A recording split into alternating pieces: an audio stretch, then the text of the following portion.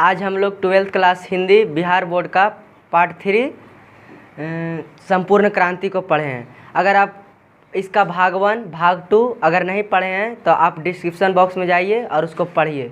उसके बाद हम भाग 3 को शुरू करते हैं। ये संपूर्ण क्रांति का जो लेखक है कौन है? जयप्रकाश नारायण। जयप्रकाश नारायण जी बोलते हैं कि ये जो हमारा जो लोकतंत्र है इसमें दल विहीन लोकतंत्र होना चाहिए। कैसा लोकतंत्र? दल विहीन लोकतंत्र, जिससे सब लोगों को आने का मौका मिल जाए। जैसे जो गरीब है, किसान का हो या फिर कोई भी हो, सबको आने का मौका मिल जाएगा। दल विहीन लोकतंत्र रहेगा तो। अगर दल वाला लोकतंत्र है इसमें बहुत परेशानियाँ है कि पहले इतना करप्शन है कि पहले उस पार्टी का टिकट खरीदो, फिर उसमें पैसा इन्वेस्ट करो, फिर उसके प्रचार के लिए वो नेता आएगा यहाँ प्रचार के लिए। जैसे मोदी जी का पार्टी बीजेपी से अथी हुए हैं तो आप यहाँ के सांसद बनेंगे ना।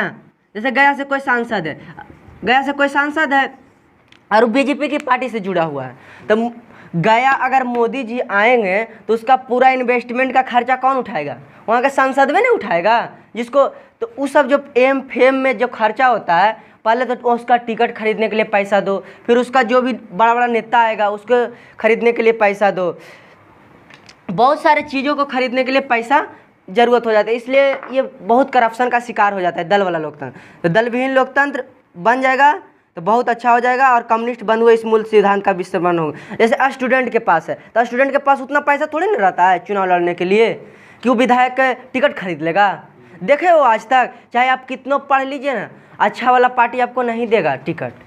अब अगर आप फेमस हो गए तो भले दे देगा बाई द वे। जैसे कन्हैया कुमार, आज पहले कोई नहीं दे टिकट तैयार था, पहले कम्युनिस्ट पार्टी से लड़ता था चुनाव। आज देखो ना, सब बुलावे लो उसको तैयार है। तो आज कांग्रेस शामिल कर लिया है। तब बोलते हैं कि ये सब बात तो ठीक है, लेकिन हमारा जो ये आंदोलन पटना में सभागार हुआ वो इसलिए नहीं है। हमारा वर्तमान आंदोलन का प्रश्न है, मेरी या अन्य किसी छात्रों, न विपक्षी राजनीतिक दलों, न सर्वोदय सेवकों की कल्पना है। इसमें दल विहीन लोकतंत्र पैदा, हमको कोई इससे अति दिक्कत नहीं है, न छात्रों की, न विपक्षी राजनीतिक, न सर्वोदय सेवकों की यह कल्पना है। इसमें दल विहीन लोकतंत्र पैदा होगा, विधानसभा का विघटन हो जाएगा, 6 महीने या वर्ष भर में फिर चुनाव होंगे जो वर्तमान कानून या चुनाव के प्रणाली के अनुसार होगा। जैसे इनका मानना है कि विधानसभा का चीज हो जाएगा, विघटन हो जाएगा, और 6 महीना और वर्ष भर में फिर से चुनाव होगा। जैसे साल भर में अगर विधायक बदल जाए तो फिर उतना कोई करप्शन कर पाएगा? काहे 10 करोड़ खर्चा करेगा? कोई करेगा? 6 महीना में चुनाव या साल भर में? जैसे अग्निवीर में कर रहा है, ठीक है, तो कह रहा था कि तुहानियों के चुनाव अगर परमानेंट होगा, अच्छा काम करोगे तो तुमको भी प्रमोशन होगा 5 साल के लिए। 1 साल के तुम्हारा रहेगा विधायक का थी, अगर तुम अच्छा काम किया तो 5 साल के लिए प्रमोशन होगा। क्या विधानसभा के विघटन की संभावना तो यही है कि वर्तमान कानून तथा नियम आदि के अंतर्गत ही पुनर्निर्वाचन होगा। विधानसभा के विघटन से संभावना हो तो यही है कि वर्तमान कानून तथा नियम आदि के अंतर्गत ही पूर्ण निर्वाचन होगा। इसलिए प्रश्न उठता है जैसा कि पिछले सप्ताहों में कई बार उठा भी है, उस हालत के विधानसभा के विघटन से क्या लाभ होगा? मुझे खेद है, उत्तर पिछले दिनों मैंने बार बार दिया है, पर उसको समझने की कोशिश थोड़े लोगों ने ही की है। मतलब इसीलिए बार बार मुझे यह सवाल होता है कि जयप्रकाश नारायण वर्तमान चुनाव पद्धति और विधानसभा के चुनाव का कौन सा विकल्प पेश करें। अगर विधानसभा का विघटन हो जाएगा और जयप्रकाश नारायण जी कौन ऐसा नया पद्धति ला रहे हैं, कुछ बताइएगा हम लोग का भी तो ना। उसका जो विपक्ष है, विपक्ष वाला कोच जयप्रकाश नारायण जी के विरोध कैसे करता है कि निक्सन को दे दो तार, जयप्रकाश की हो गई हार। तो ये सब पूछता है कि कौन वाला ये अथी ला रहे हैं। तो जयप्रकाश नारायण जी बोलते हैं, मेरा अपना विकल्प चूंकि नए ढंग का है, जो घिसे राजनीतिक चिंतन से भिन्न है, इसीलिए वह लोगों को समझ में नहीं आता। मतलब हमारा जो अथी है वो सबको समझ में नहीं आता। अगर मैं कहूं कि मेरा विकल्प यह है कि मैं इस आंदोलन और संघर्ष में एक नई पार्टी का निर्माण करूंगा, तो सब लोग मेरी बात आसानी से समझ लेंगे। अगर हम इस संघर्ष वाला आंदोलन से हम बोल देना कि हम एगो पार्टी का गठन करेंगे, तो सब लोग के बात समझ में आ जाएगा कि वो ये पार्टी का गठन करे वाला है। अगर हम बोल रहे हैं, सब लोग मेरी बात आसानी से समझ जाएंगे कि वो पार्टी के गठन करे वाला है। और उसके बाद मेरी आलोचना शुरू होगी कि यह आदमी केवल अपनी सत्ता के लिए छात्रों और जनता का आंदोलन का और सब लोग हमारा कुछ करे लगेगा, शिकायत करेगा, आलोचना करे लगा, ओ ये सब स्टूडेंट और सबको बुला के अपना अपना फायदा के लिए काम कर रहा है कि हम अपने मुख्यमंत्री बन जाएंगे आंदोलन से। ये सत्ता के लिए छात्रों और जनता का आंदोलन का दुरुपयोग कर रहा है। लेकिन जब मैं कोई नई बात कहता हूँ तो उसको समझने की कोशिश कम होती है या नहीं होती है। तो क्या मेरा कहना संक्षेप में यह कि आज की परिस्थिति आम जनता को, आम मतदाता को केवल इतना अधिकार प्राप्त कि वो चुनाव में अपना मतदान करे, परंतु मतदान प्रक्रिया ना तो स्वच्छ और स्वतंत्र, मतलब आज के जनता के खाली इतने न है, आम जनता के अधिकार वो खाली वोट दे, और कोई अति है कि चुनाव में मतदान करे, परंतु मतदान प्रक्रिया में चाहे कितनों बड़ा करप्शन रहे, स्वच्छ और स्वतंत्र ना तो चुनाव प्रक्रिया स्वच्छ और स्वतंत्र होती है, ना उम्मीदवारों के चयन में मतदाताओं का हाथ होता है, और ना चुनाव के बाद प्रतिनिधियों पर उनका कोई अंकुश ही रहता है, और न उम्मीदवार अच्छा रहता है, ना उसका प्रक्रिया जो स्वच्छ होता है, और ना चुनाव के बाद अपना जो प्रतिनिधि है वो उन पे कोई अंकुश लगाता है। जैसे आज के जो विधायक हैं आपके अति क्षेत्र का, उस पर कोई अंकुश लगाएगा? नहीं लगाएगा। अगर लगा भी दिया तो समझ लो उसका सरेंडर ज़रूरत है। मैं इन दोनों कमियों को दूर करने का प्रयत्न कर रहा हूँ। मतलब कि जैसे अगर आप हमारा प्रतिनिधि है तो हम अपना शिकायत भी है, जो भी हमारे क्षेत्र में आती है वो किससे शिकायत करेंगे? आप हमारा प्रतिनिधि, आपको वोट बैंक दे के जिताए हैं, तो हम किससे कहने जाएंगे? क्या अगर कहने जाते हैं तो उसे मिलने का मौका नहीं दिया जाता, दिया जाएगा मौका, और चुनाव के जब वक्त आएगा तो घरे घरे गोड़े लगले चलेगा चोट्टा। अपना देश पिछड़ा हुआ है, इसके बावजूद इसके कि हमने लोकतंत्र की स्थापना की है। विकसित देशों के लोकतांत्रिक समाज में जो प्रभावित शक्तियाँ यानी परस्पर एक दूसरे को प्रभावित करने वाली शक्तियाँ होती है, जनमत का जो प्रभाव प्रतिनिधियों पर निरंतर पड़ता है, जो स्वतंत्र और साहसी प्रेम के पत्र पत्रिकाओं के रोल होते हैं, शिक्षित समुदाय का जो वैचारिक और नैतिक असर होता है। मतलब हमारा जो लोकतंत्र है, सबसे बड़ा लोकतांत्रिक देश कौन माना जाता है? भारत माना जाता है। अब भारत सबसे बड़ा लोकतांत्रिक देश माना जाता है, इतना शक्ति है लोकतंत्र में भारत में कि इसमें सब प्रतिनिधि पे चुनाव होता है, जैसे जनता पे अथी रहता है। दूसरा देश में तो कहूँ राजतंत्र है, तो कहूँ सैनिक शासन है, तो जैसे चाइना में एक पार्टी के राज चलता है, उसका अलग सैनिक होता है। सबसे बड़ा लोकतांत्रिक देश भारत है। अब भारत लोकतांत्रिक देश खाली नाम के लिए है, अब तो उसका काम नहीं हो रहा। आज देख रहे हो ना आज की स्थिति कैसे कैसे खरीदा जा रहा है विधायक और सांसद। इसमें पत्र पत्रिकाओं का भी बहुत रोल होता है। अगर कोई काम कर दिया तो जैसे मीडिया वाला, अगर कोई विधायक भी काम कर दिया तो उसका गलत को गलत दिखाने का अथी रखता है, लेकिन दूसरा देश में नए से होता है, आप नहीं दिखा सकते हैं। जैसे आज किंग कॉन्ग के नाम सुने हो ना, उसका खाली बड़ाई दिखाया जाता है मीडिया पे, समझ रहे हो ना। उसका वहाँ के जो बुक भी है ना, जिस पे खाली उसी का अथी होता है, वहाँ के टीवी चैनल पे खाली उसका बड़ा है, एको गुण शिकायत न। और यहाँ लोकतांत्रिक देश है, जनता का शासन है। यहाँ कोई भी आप कितनों बड़े नेता अगर आप गलत काम किए ना, तो बहुत सारे हमारे न्यूज मीडिया वाले भाई बहुत अच्छे हैं, जैसे मनीष कश्यप एकदम सीना तान के क्वेश्चन पूछते हैं, चाहे कोई भी हो। शिक्षित समुदाय का जो वैचारिक और नैतिक असर होता है, इस सारे का इंफ्रास्ट्रक्चर यानी जनता और शासन के बीच संरचना का यहाँ नितांत अभाव। लेकिन ये सारे जो जनता और शासन के बीच का संरचना, इसका नितांत अभाव। मतलब जनता और शासन, जैसे जनता बना दिया उसको शासन, कौन बना दिया? जनप्रतिनिधि बना दिया। तो पहले तो जनता के सब मिलजुल के उसको बना दिया, जैसे एक एक वोट दे कर नहीं बनाया। अब जब तू बन गया अच्छा, तो तू मिले अवे नहीं करेगा, तू उसका अथी जानवे नहीं करेगा, और जब चुनाव आएगा तो एक घरवा गोड़े लगल जाएगा। तो इसका नितांत अभाव है। सोचना चाहिए कि जब हम विधायक बन गए तो हर एक क्षेत्र में घूरे, हर एक, जैसे आप विधायक बन गए हैं, आप क्या बन गए हैं? जैसे कोई भी, हम किसी का नाम नहीं, कोई भी आप विधायक बन गए तो आप इंफ्रास्ट्रक्चर के लिए उस क्षेत्र के मुखिया के साथ बैठक कीजिए। किसके साथ? मुखिया के साथ बैठक कीजिए। अब मुखिया आपको सूचना देगा, क्या देगा? सूचना देगा कि देखिए सर, ये मेरा क्षेत्र में ये वाला काम, ये 2 पंचायत का मामला है, ये वाला काम आपके थ्रू हो जाना चाहिए। और ये जो विधायक है, ये सांसद के साथ बैठक करना चाहिए। तो ई कोच कहेगा कि तू दूसरा पार्टी के है, हम अपने लूटवे कि तोरो लूटे देवे। ये अपने लूटे में बेदम है, ये अपने लूटे में बुतम है, तो ये भी अपना लूटे में बेदम है। जैसे ये लूट रहा है बड़ा बड़ा रोड के तो ये लूट रहा है, बड़ा बड़ा पुल के तो ये लूट रहा है, अपना नले जल के और कॉलोनिये के, तो तीनों तो लूटे में बेदम है। लेकिन तीनों के सपोर्ट करना चाहिए। मुखिया अपना प्रॉब्लम अगर उससे नहीं हो पाया, उसका अगर क्षेत्र के अंतर्गत नहीं आता, 2 पंचायत का मामला, तुम विधायक का प्रमोट करो, तो विधायक जी मुखिया से मिले लाइवे नहीं करेंगे। समझ रहे हो ना? अगर मुखिया जी विधायक से मिलवे नहीं करेगा तो मुखिया जी कुछ और आपस कैसे जाएगा? और विधायक जी जब सांसद जी से मिलवे नहीं करेंगे तो कैसे काम चलेगा? चलेगा काम? तो यहाँ के इंफ्रास्ट्रक्चर जो खराब है, क्या चीज़ है? जनता और शासन के बीच नितांत अभाव है, मेलजोल का नितांत अभाव है।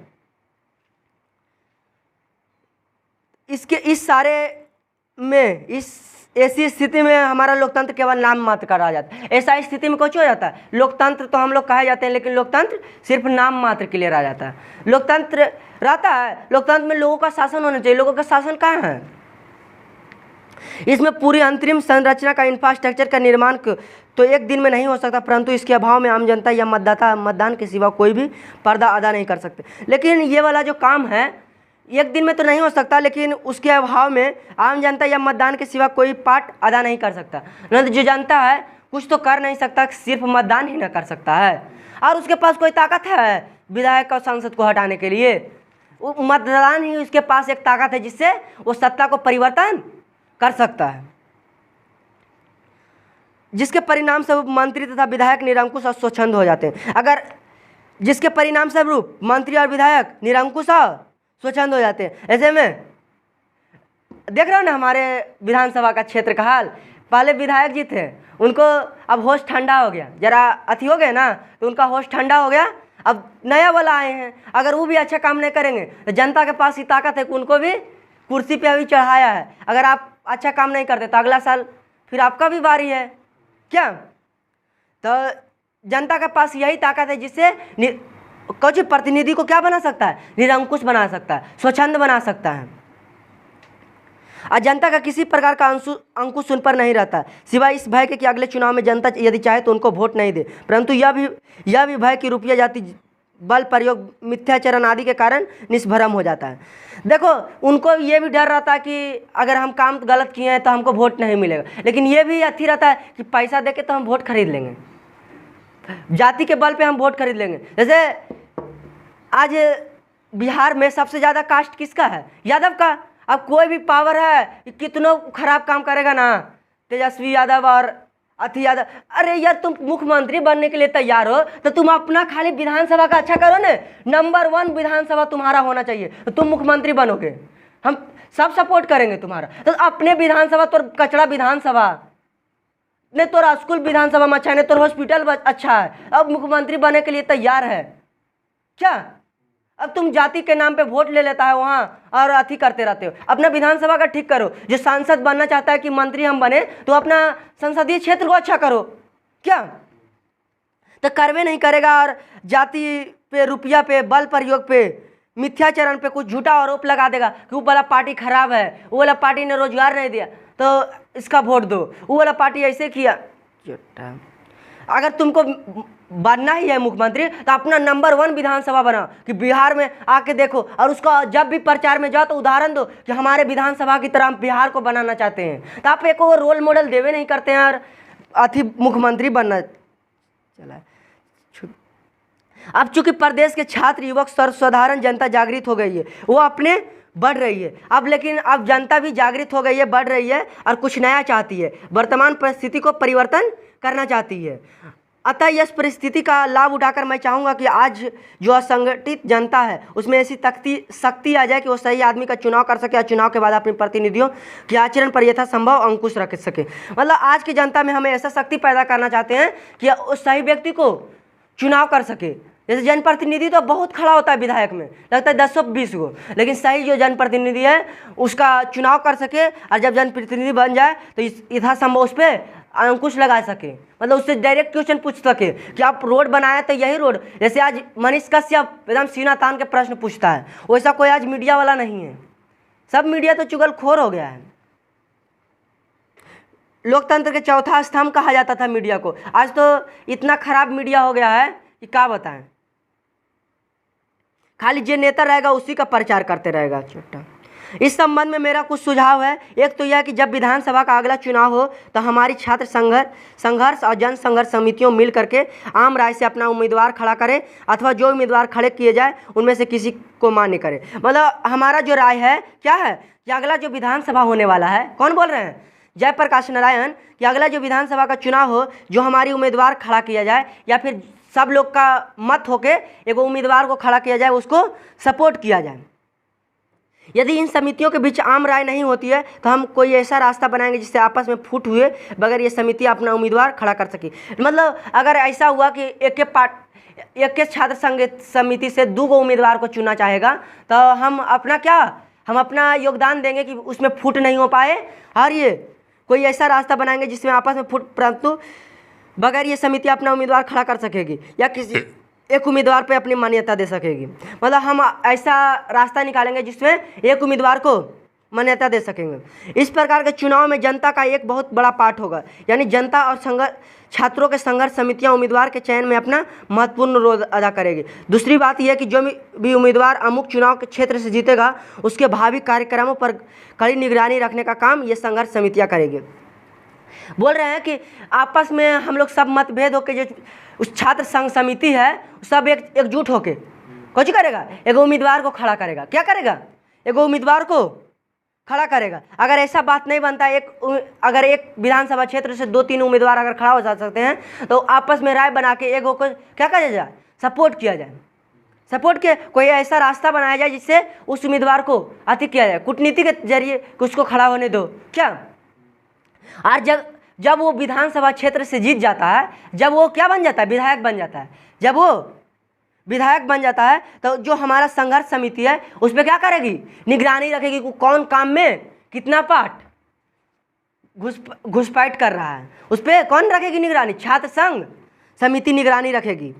अगर उस क्षेत्र का प्रतिनिधि गलत रास्ता पकड़ता है और उनको इस्तीफा देने के लिए बाध्य करेगी। अगर वो जो उम्मीदवार जीत जाता है अगर वो गलत काम करता है, जैसे रोड बनना था इतने और रोड बना दिया ये, जैसे ये पिच वाला जो रोड देखे हो, पिच वाला रोड बीचे में काहे अथी होता है, गड्ढा बीचे में काहे ऐसे गड्ढा हो जाता है। एक कारी में कभी देखे हो? नहीं, पिच वाला रोड देखे हो? पिच वाला रोड बीचे में काहे गड्ढा होता है? कि वो पिचवा जो देता है ना बीचे में काम देता है, एकारिया में ज़्यादा दे देता है। और इंजीनियरवा साहब जो आते हैं एकारी से नापते हैं कि इतना पिच देवल है, अब बीचे में पिचवा काम देल है। आया बात समझ में? तो इसीलिए बीचे में अथी होता है, ठीक है ना। और जब बीचे वाला खराब हो जाए तो दोनों वाला एकारी नहीं साइड पकड़ लेगा, समझ रहे ना। जैसे पेड़ के, जैसे एगो पेड़ लगल है नदी के किनारे पे, अगर वो बीचे वाला पेड़ में हट जाए तो एकारी वाला मट्टी दोनों तरफ रहेगा? नहीं ना रहेगा। तो वही बीचे वाला जब अरे यार बीचे वाला को अच्छा बनाओ ना, एकारी वाला काम ना पाएगा।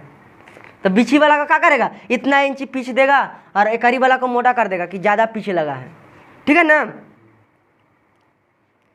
तो जो भी जनता गलत काम करती है या उसको इस्तीफा देने के लिए कौन, छात्र संघ समिति बाध्य करेगी कि आप इस्तीफा दे दीजिए, आप इतना गलत काम किए हैं। लेकिन आज कितनों गलत काम कर देने विधायक सांसद, लेकिन उसको इस्तीफा देने के लिए कोई नहीं अथी करता है। इस प्रकार से जनता का अंकुश इन लोगों के ऊपर रहेगा और आज की तरह उच्छृंखल, आज की तरह निरंकुश और स्वतंत्र वे नहीं रह पाएंगे। अगर ऐसा हो जाता है कि अगर जनता उस पर अंकुश लगाना लगती है, उस पर देखभाल करने लगती है अपना प्रतिनिधि को, तो क्या बन जाएगा, जो भी प्रतिनिधि है वो स्वच्छंद बन जाएगा कि नहीं। जैसे आज मनीष कश्यप ऐसा सब रिपोर्टर हो जाए, सब सीना तान के प्रश्न पूछे तो मीडिया वाला के सामने उस सबके एक चल पाएगा? ऐसा नहीं, हर विधानसभा क्षेत्र में मीडिया है, लेकिन कोई उससे प्रश्न पूछेगा? खाली उसका रैली में जाके आज रैली दिया यहाँ, आज वो नेता यहाँ रैली में गया। अरे यार वो जो गलत काम करता है उसको दिखाओ ना, तोर काम ओकर बड़ाई करे ला नहीं है, तोर काम है ओकर जनता के सामने दिखावे ले। और विपक्ष भी चौपट्टे महाराज है। विपक्ष के जब तक विपक्ष अच्छा नहीं होगा तब तक पक्ष का काम करेगा। विपक्ष का काम है कि जनता एक गुनी फोल्ट करे, का चीज जनता के पैसा है, जनता का सब पैसा, अगर सत्ता पार्टी एक गुण भी फोल्ड करे तो तुरंत उसको प्रश्न करो और उसका काम करवा, उसका नाक में दम कर दे कि वो ये इस्तीफा दे दे अंतिम में, अरे तो काम अच्छा से करे। तो विपक्ष वाला भी मिलजुल के हमको लगता रहता है, इधर विधानसभा क्षेत्र में लड़ा और उधर जाके उसके साथ बतिया रहा है, समोसा खा रहा है और पूरा अच्छा होटल में नाश्ता कर रहा है। तो खाली जनता के दिखावे ले सबको बुड़बक बनाता है चोट्टा। इस सिलसिले में एक और बात स्पष्ट करना आवश्यक है कि जो संघर्ष समितियाँ छात्रों की या जनता की बन गई है या बन रही है, उनका काम केवल शासन से संघर्ष करना नहीं है, बल्कि उनका काम तो समाज के हर अन्याय और अनीति के विरुद्ध संघर्ष करना होगा। उनका काम केवल शासन में जो आदमी है उसका विरोध करना नहीं है, यानी शासन के लिए सिर्फ संघर्ष करना नहीं है। उनका काम क्या है? जनता में जो अन्याय हो रहा है, जनता में जो अन्याय हो रहा है, अनीति हो रहा है, उसके विरुद्ध उनको आवाज़ उठाना है। इस प्रकार वे समितियों के लिए बराबर एक महत्वपूर्ण कार्य रहेगा। गांव में छोटे अफसरों या कर्मचारियों की, चाहे वे पुलिस के हो या अन्य किसी प्रकार के जो घूसखोरी चलती है, उसके खिलाफ तो संघर्ष रहेगा ही। मतलब जो भी पुलिस घूसखोरी लेता है या फिर कोई पदाधिकारी घूसखोरी लेता है, छोटा अफसर या कर्मचारी जो भी घूस लेता है, उसके खिलाफ क्या करेगा? संघर्ष करेगा। उसको सस्पेंड कराने के लिए बाध्य करेगा कि ऐसा फिर भी आए तो ऐसा काम नहीं करें। साथ जिन बड़े किसानों ने बेईमानी या फर्जीदारी बंदोबस्तियाँ की है, उनका भी विरोध ये समितियाँ करेगी। जो भी किसान फर्जी है, जैसे आज कुछ हो रहा है कि जेकरा मिले के चाहिए ना, पीएम किसान योजना का पैसा, अति का पैसा, आज राशन कार्ड वाला हाल है ना। देखिए रहो, जो 2500 रुपया देता है उसी को राशन कार्ड बनता है। अब 2500 रुपया, कितना मजदूर के तो 2-250 रुपया वेतन है। कितना रुपया? 2-250 रुपया वेतन। सोचो, अब संभव है कि 30 दिन में 30 दिन काम कर देगा। उतना बेचारा खटता है, 8 बजे से लेकर 7 बजे तक खटता है। अब सोचो कि 20 दिन अगर काम करता है, कितना दिन? 20 दिन काम करता है तो कितना? 5000 रुपया उसका होता है बेचारा का। अब 5000 रुपया में 3000 राशन कार्ड बनावे दे देंगे तो दे पाएगा गरीब का आदमी? गरीब आदमी नहीं दे पाएगा। अमीर आदमी कहता है ले जो नहीं यार, 3000 कुछ है, बन जाएगा तो 4 बार गला उठाएंगे, हो जाएगा कंप्लीट। लेकिन अब गरीब के बनवे नहीं करेगा, अब सब अमीर के राशन कार्ड बन रहा है, तो फायदा कुछ हुआ? तो ये सब जो घूसखोरी है, इसके खिलाफ छात्र संघर्ष समितियाँ क्या करेगी? विरोध करेगी। और ये समितियाँ उनको दुरुस्त करने के लिए क्या करेगी? उनको दुरुस्त कर, जब 2-4 गो सस्पेंड होगा ना तो सबके होश ठंडा हो जाएगा कि अब ऐसा काम नहीं करेंगे। नौकरी बड़ी दिक्कत से मिल रहा है यार। अब नौकरी उतना मेहनत से मिलता है, अगर सस्पेंड हो जाएंगे तो जो भी आएगा तो सीधा हो जाएगा कि नहीं? हो जाएगा ना। अब किसी के खिलाफ अन्याय नहीं होता है। अगर मामला भी आगे बढ़ा तो वो नेता विधायक सब कुछ करेगा, मिलल रहता है, उसको कहता है कि इसका मामला को थोड़ा शांति कर दो।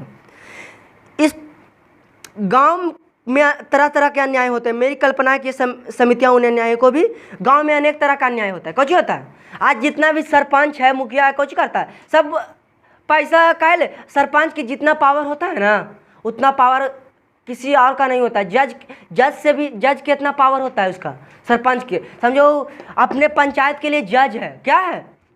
जज है। लेकिन कोई पंचायत में सरपंच आज तक फैसला किया है? नहीं किया है। काहे नहीं किया है? कि उसको पावर के पते नहीं। बकलोल काची करता है वो, खाली सरपंच काहे बनता है पता है?